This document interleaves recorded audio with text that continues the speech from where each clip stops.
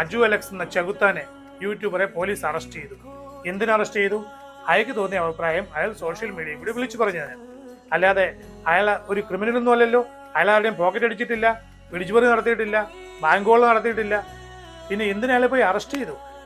ഇങ്ങനെ ഒരു വയലേഷൻ നടത്തിയെന്ന് ഗവൺമെന്റിനോ അല്ലെ പരാതിക്കാരനോ തോന്നിയിട്ടുണ്ടെങ്കിൽ അയാളുടെ പേരിൽ കേസെടുക്കാം. അയാളോട് കോടതിയിലോ പോലീസ് സ്റ്റേഷനിലോ ഹാജരാകാൻ പറയാം.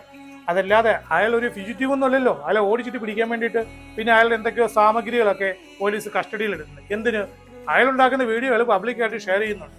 ഇനി യൂട്യൂബർമാരെ കുറിച്ച് ഒരു കാര്യം ഞാൻ പറയാൻ ആഗ്രഹിക്കുന്നു.